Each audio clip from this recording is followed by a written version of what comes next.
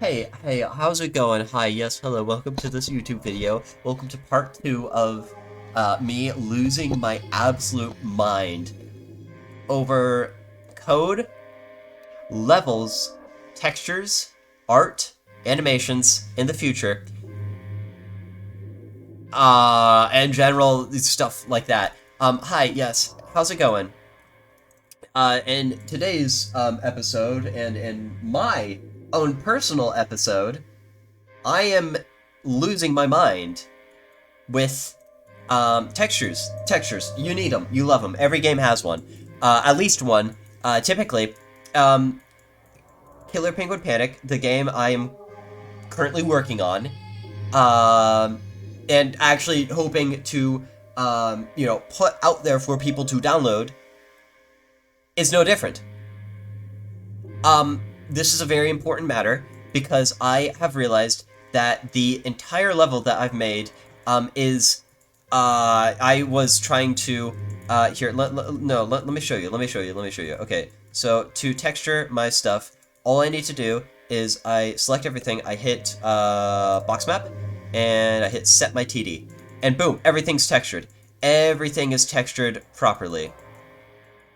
There's a weird indent in this now, but that's all right. That's all right. You know how I fix that? How do I fix that?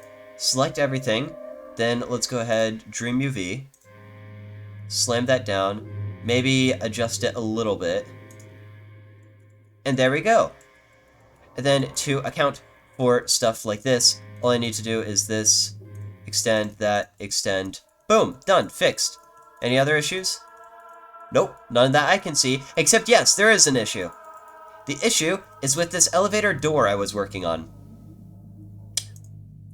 Let's see here. Calculate textile density. The textile density of this is different from what this was. This is different. It's off. It's off.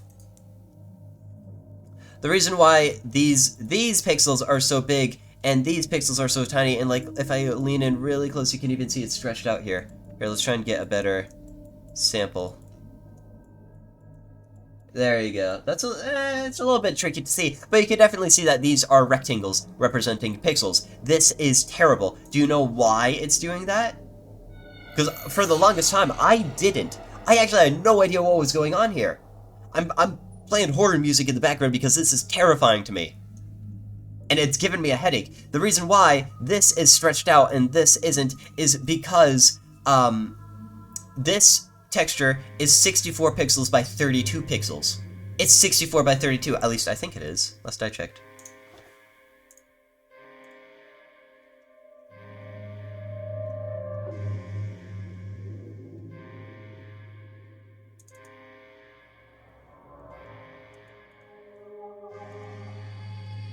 Yes, because it is 32 by 64 pixels. And so, that's why this is stretched out, because Blender is trying to look at this, and it's like, okay, this 64 by 64, that's the exact value, 64 by 64, 64 by 64, 64 by 64, and because this texture is 32, like it has a width of 32 and not a width of 64, it's scaling it in like half. It's scaling it in half. So I have to do SX2, and that alleviates the issue. But I don't want to do that, because I'm lazy.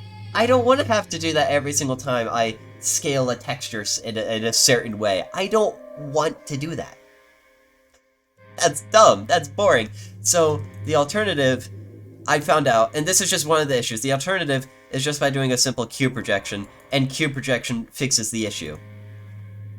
DreamUV is a great tool, by the way. I loved this until now. So there. Problem solved, right? Go ahead and let's go ahead and scale this to the proper size.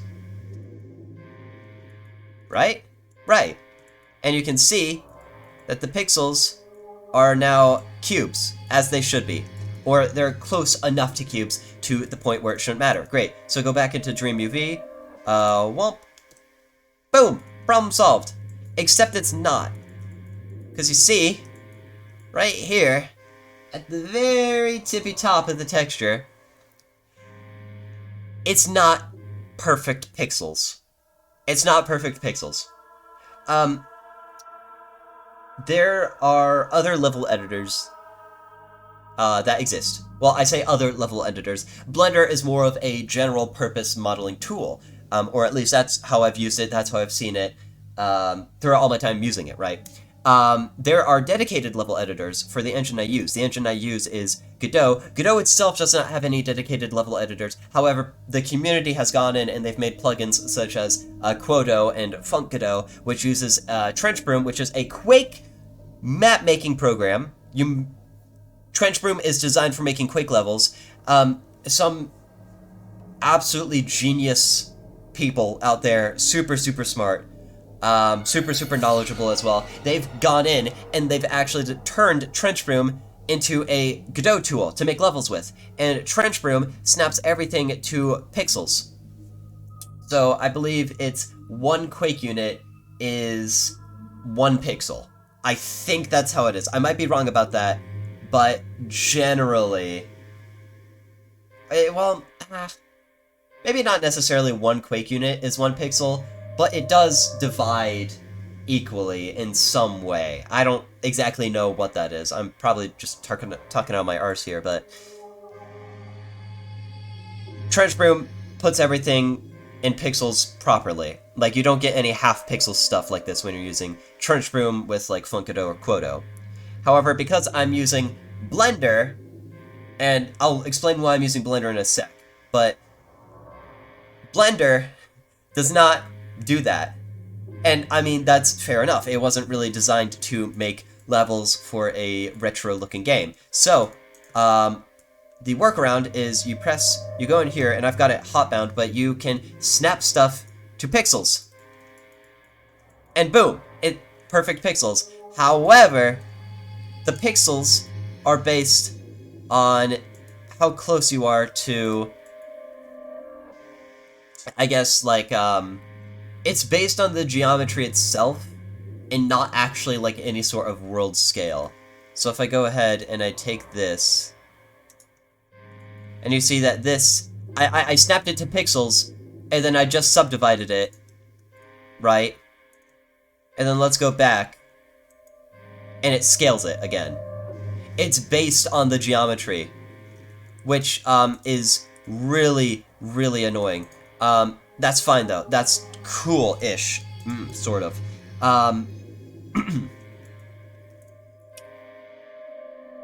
So, I've been using grid snapping to make levels. I think I have to go back to just using, like, vertex snapping, where I turn this off and turn vertex snapping on. And what vertex snapping does is I can drag this around freely, but then I hold control and it snaps to a vertex, right? And from there, I can just use the cool trick and everything to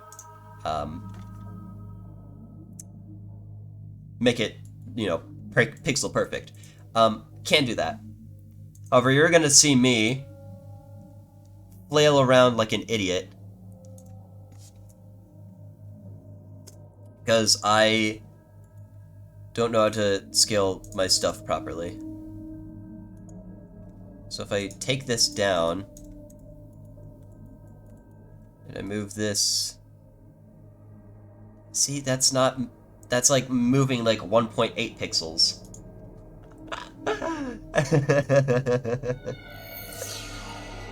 Oh my gosh. Dude, I love this program, I really do. But it's just not helping me right now.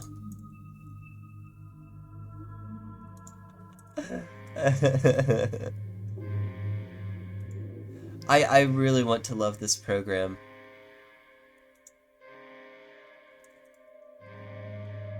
Here, snap that to the grid. You know what? Here, let's complete do-over. Okay, so I can do cube projection, right? And cube projection is basically the same as box projection. DreamUV actually requires you have a box in your level to do, like, box projection, so here's the box. But I'm gonna, you know, let's see if cube projection works. Right now,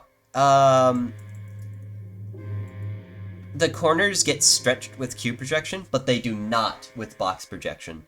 which is kind of weird, but whatever. And then set my texel density. I think everything else in the level is working off a texel density of, yeah, around 2.5, but this one is scaled up slightly, so maybe I should change this to 2.5. So everything 2.5. Right? And then this is not scaled properly. Or maybe it is and I'm just losing it. No, it's most definitely not scaled properly. Is 0.005 off.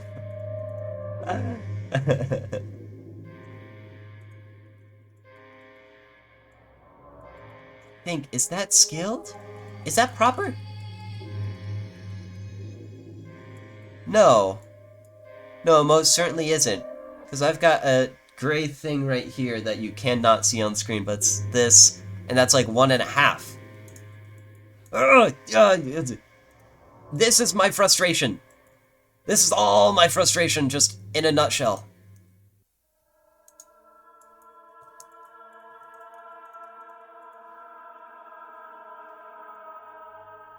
SX2. And there we go, this is proper. So, no, don't use cube projection, because that doesn't work. Maybe I can use cube projection on, like, anything else that's not a power 2. So, let's see here, set my pixel density.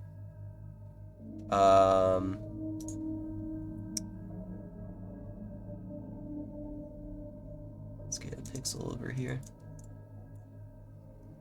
Nope!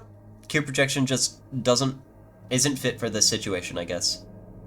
Because I can see 2 pixels right here. Like, this is 1 pixel, and then this is the bigger pixel. I probably sound like an absolute lunatic right now, and I'm really, really happy about it. But then when I scale it like this, it's... Actually, wait, is that even still...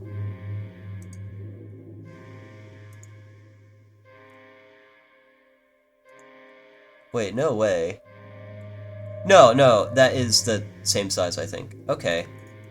Okay, sure. Why not?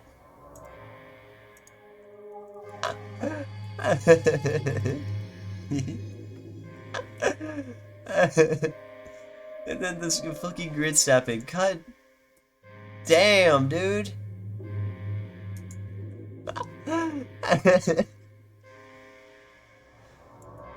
Okay. No, I'm fine. I'm chill. I'm okay. Cut that down in half.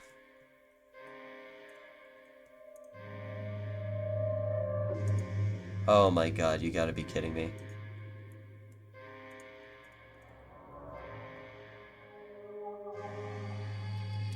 Yeah, see, it's like... Okay.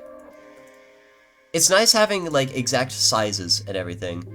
Wait, what if I... Woo. Ah. What if I turn that off and turn vertex on, and then I get as close as I possibly can, and then snap it to the pixels, and that gets me pixel perfect, and then scale this down.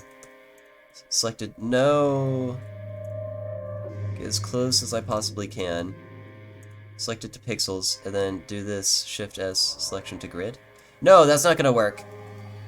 It needs to be exact. It needs to be exact. It needs to be exact. It's gotta be exact.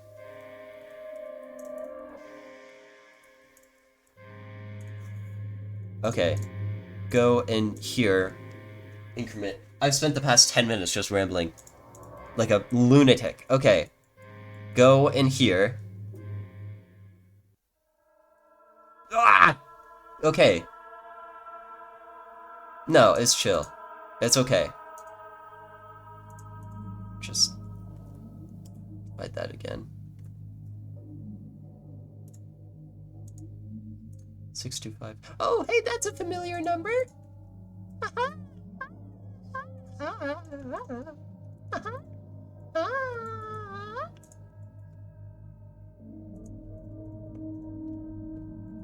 There. Oh my god, I'm done. Oh my god, I'm done. I'm never... Okay, wait, let's see if it's actually, like, proper to the player's height. Actually, how close are you? So you are not exact. You're even less exact.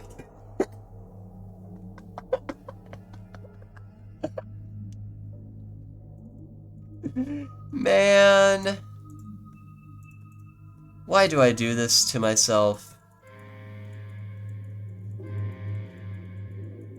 Here, let's look at the floor.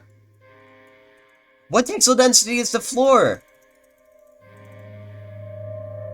Around 2.5. You're exactly 2.5. So then tell me, why are these pixels different sizes? They're different sizes! Why? They're completely different sizes! That makes no sense! No sense! Box map. Set TD. Oh, wait, because it's stretched. SX2.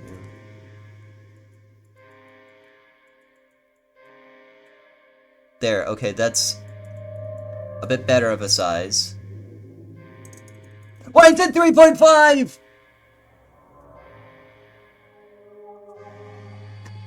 Oh, wait, no, wait, hang on. Oh, it's 3.5 because I scale it by X. Oh my god. Whew! Okay, wait, would that work? Okay, measurement time, it's time to measure. It's so time to measure. This, that, boom, bam, bop, oh, I get it, oh, got it. Okay, cool. Then reshade everything. That's nowhere close to my height. Oh my god! Oh my god! Oh my god! Oh my god! I'm losing it!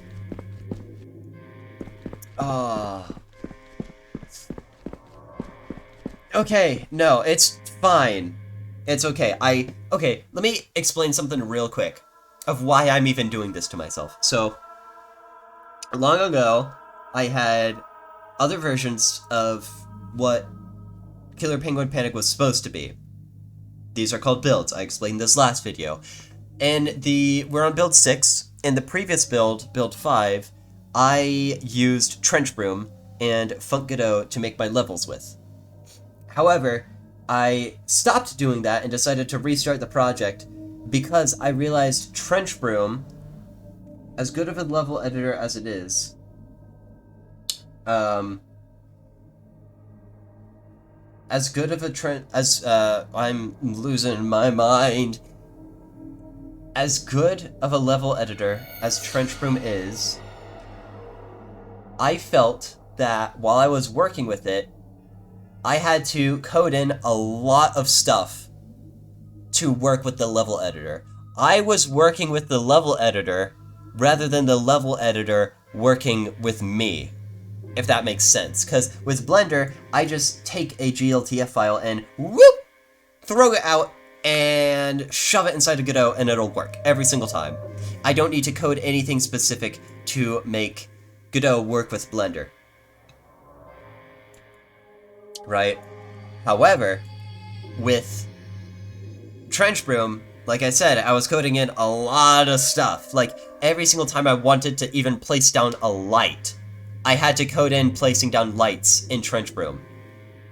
Every single time I wanted to, you know, place down the player, I had to code in something to, like, place down the player. And so on and so forth. And with stuff like these doors opening and sliding open, that was a whole shebang. That was a whole shebang. That was, oh my goodness.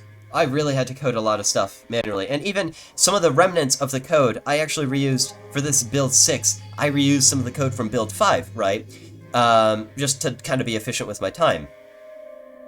Let's go into events here. You can see there's some of this code. Oh, wait, go back. Go back. Yes, see, even here, right here, Funk Godot applied properties.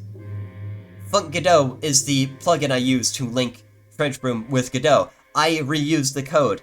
So all this code is because of me trying to work with Trench Broom.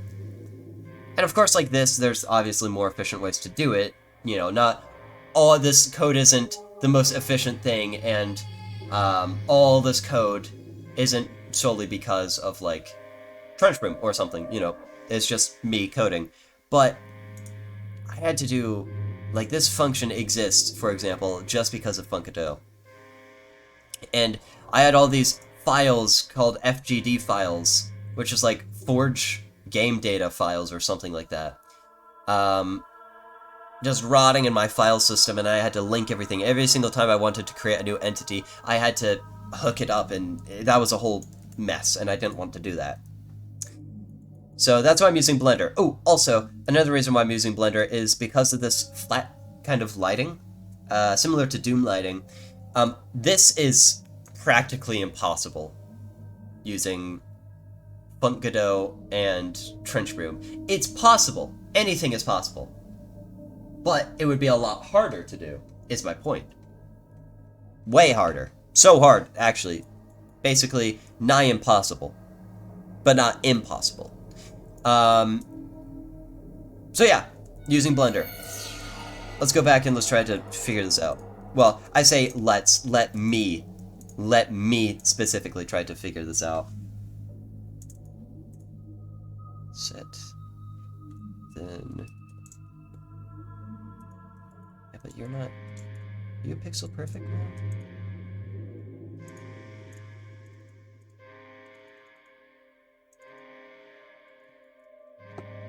No, you're not. Are you? If I'm questioning it, I probably shouldn't worry about it. No, you're not! You're nowhere close! What is this? What is going on here? 64 by 64. Okay, great. Set the value.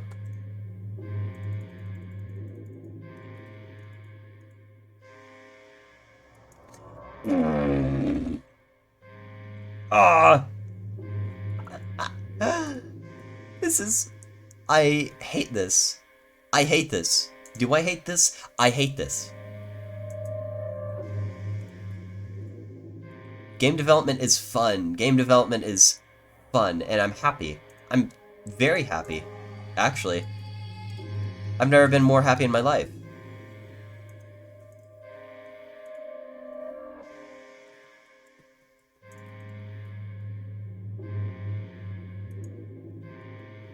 This is enjoyable. Okay, check it out. Oh, whoa, wait, hang on, wait. Oopsies.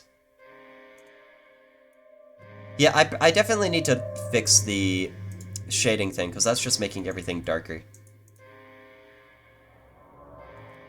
Okay, yes. That's about the same texel size. That's as good as it's gonna get. I need to drop it. I need to drop it. That's as good as it's possibly gonna get. Oh, also, there's a quick tilt now in the game.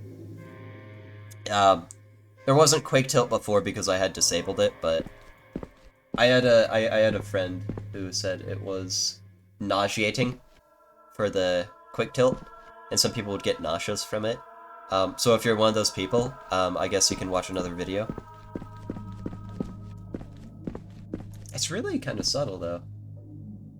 Kinda. It's, like, noticeable, but it's not too, like, in your face.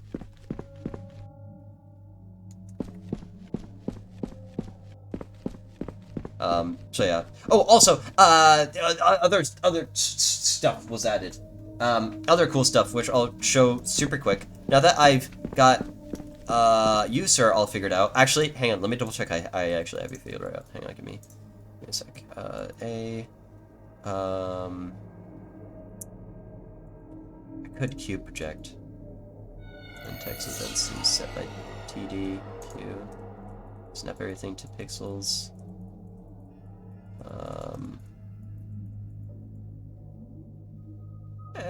Yeah, that's like close enough.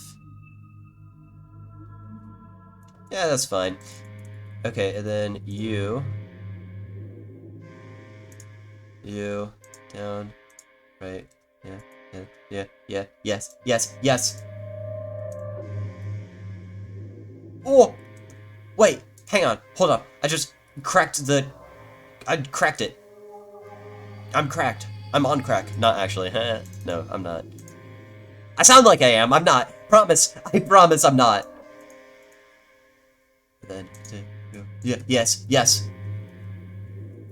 Yeah. Okay. Yes. Okay. I got it. It's working. We're chill. We are so chill right now. This is amazing. Yeah. So I randomized the keycard placements from before. You know, the keycards always spawn in the same spot, but I added stuff to randomize that. Why is this not lit? This is lit weird. I need to fix that.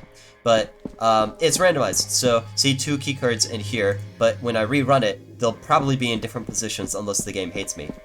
Yeah, see, blue keycard not here anymore. The blue keycard is not here. Oh, also, yeah, the shading looks really nice in this room. Look at that. Oh, hang on. Give me a sec. My,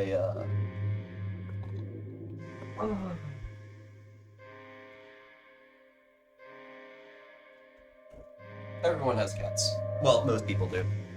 And cats are annoying, so I have to let mine out of my room because I don't have a special, like, cat door or anything. Anyways, pick up this card, because, you know, randomized. It's randomized. I'm forgetting where the red key is. So this over here. Boom. And then I also added, so this is not a gray cube with weird cancer spores all over it. It's actually supposed to be a maintenance, like, wiring panel. If you've ever played Among Us, you know exactly what I'm talking about. But, oh, this isn't snapped well. Ah, fuck. Okay, that's fine. So, there's that. This looks pretty cool. So just hold E. I have a whole objective system where whole gameplay is you enter in a level. So you enter through these elevator doors. These are elevator doors.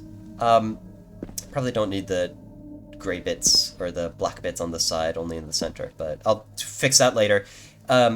You enter and you have to run around and find keys and complete objectives while avoiding enemies.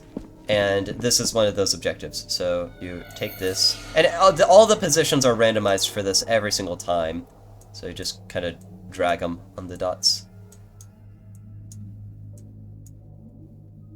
Yeah, it's rough. It's clearly rough, but, you know, I spent like 30, 45 minutes trying to figure out how I can make a mesh instance extend and stay in place like that. So go ahead and pick this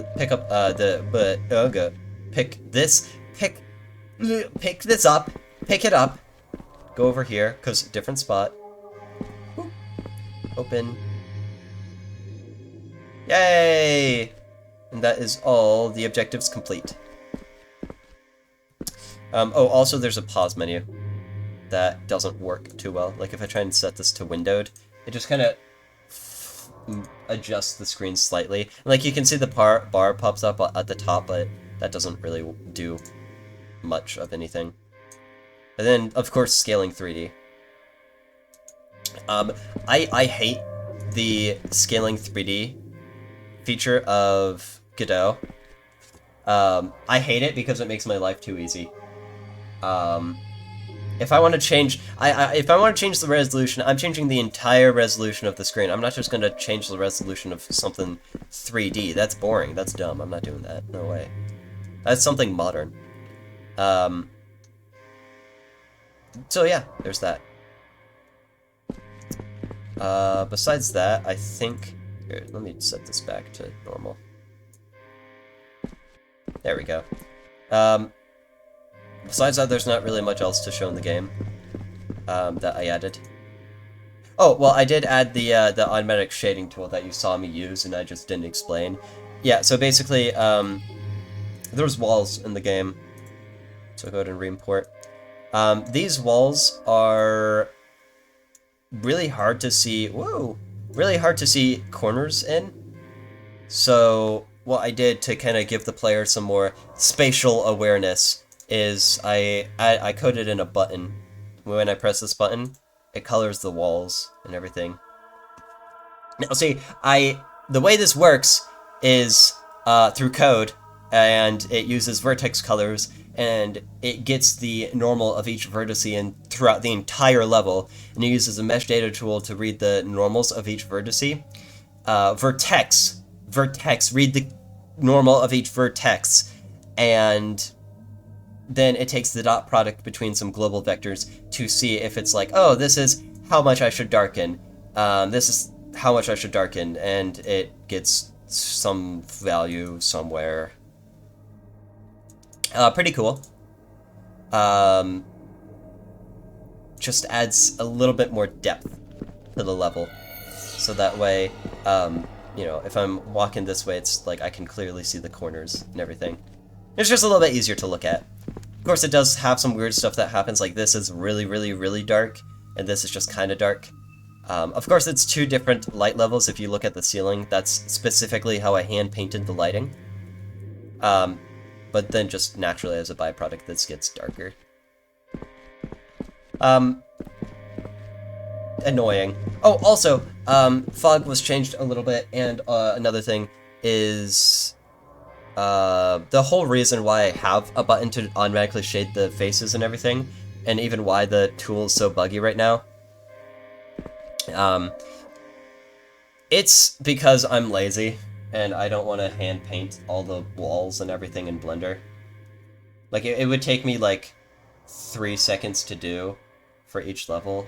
That's an exaggeration, but it really wouldn't take that long. However, I'm just super, super, super lazy, so I get the computer to do it. That's what computers are really made for. They're just made to make our lives easier. And it's like, why am I not taking advantage of that? Like, I know how to code, sort of. Sort of code. Anyway, here's the random keycard placement thing. It's pretty cool. So I can define the names are manual. I want the color name to be the name of the node. So just go in here and probably write some code later. But the color is what it'll place. So if I change this to something like green and then rerun it, it'll now place green keycards instead of the teal ones. So that didn't spawn there, so I need to go over here. And you see, it placed a green keycard. Unfortunately, this green card doesn't unlock any doors, so I can't use it with this. Sucks, man. Oh, also, I improved the detection for so you can't throw stuff outside the level. So, like, I'm spamming the drop button right now. I can't drop it until I look to the side, in which case I can. Of course, looking straight down, I can't drop it either. I have to look slightly in a different direction. And there should probably be some sort of, like, notification, like, hey, you can't drop that there. Or, like, something like that. Or maybe I can just spawn in the keycard. Like, if the player tries to shove it through the wall or something, I, like, spawn it inside the player, which bumps the player back or something. Although the player could probably use that to clip through walls, and there's certainly no detection that checks to see if the player's fallen into the void in the game right now, so maybe I'll just leave it as is. Ooh, although the player doesn't collide with keycards, so why am I worrying about that? Huh. Anyway, the keycards still bounce. In fact, every tool in the game bounces. You want to see the bounce code? I've got like 2 minutes to show you. Yeah, here, let me show you the cool tool bouncing. Wow, look at that. I specifically chose to not use a rigid body or soft body or whatever, and just calculate the bouncing myself, because I thought that would be faster and more optimized. I have no proof if it's more optimized, but it feels more optimized. Seeing all these different colors everywhere that, you know, lights up my, the IDE like a Christmas tree. Feels good. It's really not bad in how it works. It just uses a move and collide, gets a kinematic collision for data to reference off of, and I've got comments left everywhere. Like, if I'm hitting something and I'm moving, then get the collider, because that means I need to bounce. And bounce for literally anything. The way it bounces is just using the built-in bounce function, and it gets the normal of whatever thing it hit. So it can actually get the normals off of enemies, it can get the normals off the player itself if I enabled that, get the normals off of walls, literally whatever.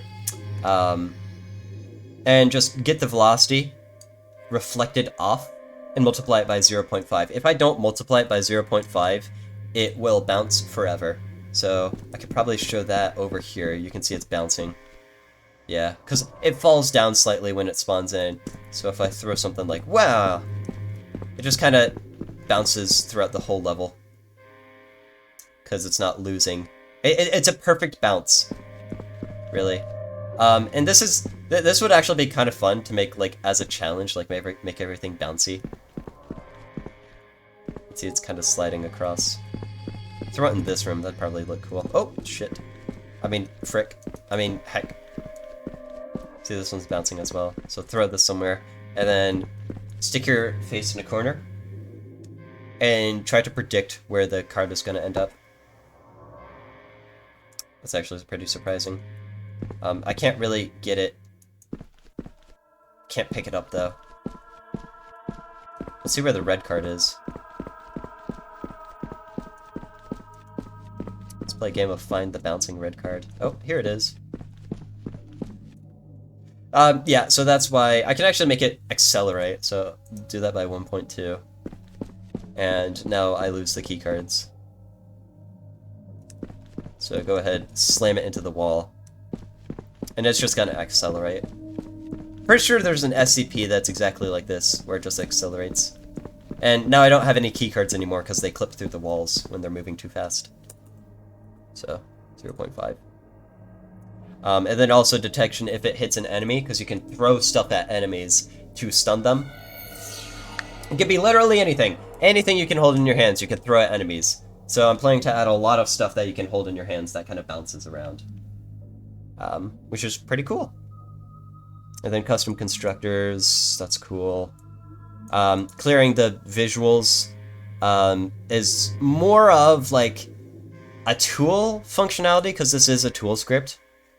And that sort of thing. And then whenever you're picked up by the player, run a check to make sure they're not picking you up while you're dead, and you're also not already holding something, and then go ahead and pick up the tool. Also, this player inventory is actually a node. It's not... Okay, well, it's not an auto-load. It's just attached to the player. And this is stupid of me to do. There's probably a gajillion people... If this video is watched by anyone who wants to judge my code, feel free to judge this as much as you want, because even I, back then writing this, I had no clue why it should just be a node attached to the player and not an auto-load. And I even say, like, hey, guess what? The player needs to hold items now, so it kind of makes sense. No, the hell it doesn't. But I did it anyways, so here's the cheaty thing. Just have a static variable that holds an instance, and the instance will only ever be one node. Like, there's not going to be two player inventories, it's just going to be one, so just have a single variable to hold that node. But then I can do crazy stuff like pick up tool and that, which is already what autoloads do. I don't know why I'm doing it like that.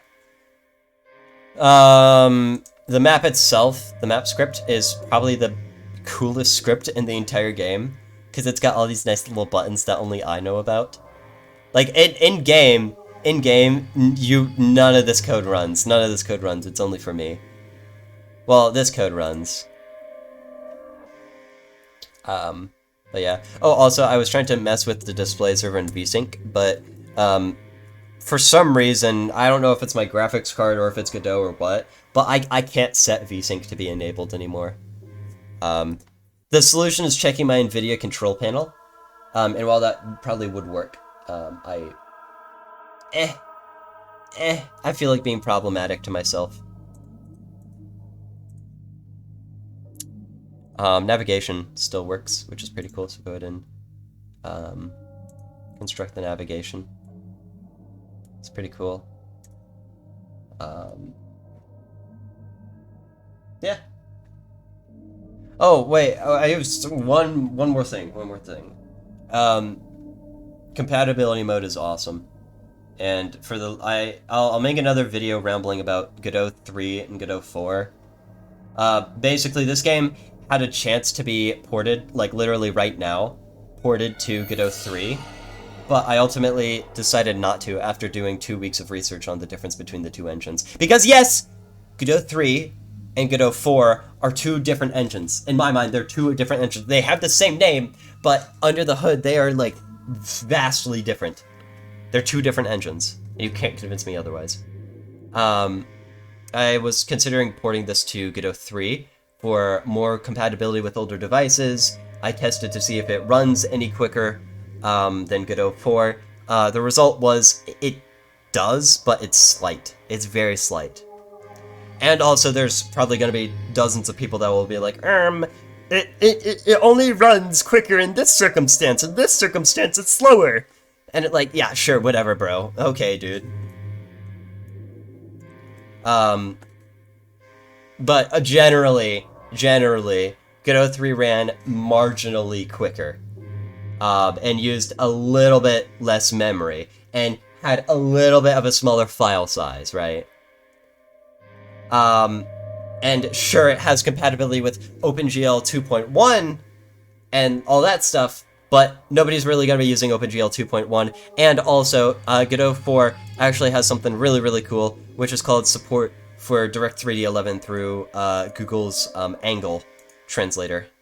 So go in GL compatibility. See, driver.windows, I can be OpenGL 3 or OpenGL 3 Angle, which runs, translates it into native Direct3D 11 API, which is cool. I actually bought an old computer, right? And this old computer is shit. It runs this Killer Penguin Panic game, which natively runs.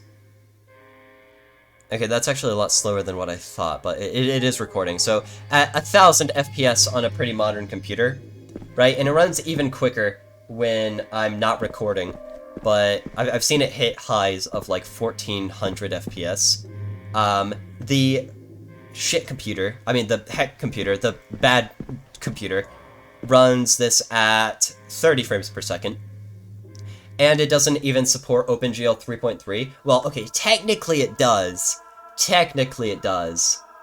But OpenGL 3.3 just won't render anything. Like, it'll have these weird doors that flicker in and out of existence, and the entire level itself isn't rendered. But it does have support for Direct3D 11 for whatever reason. So the fact that Godot 4 supports Direct3D 11 through Angle is fantastic.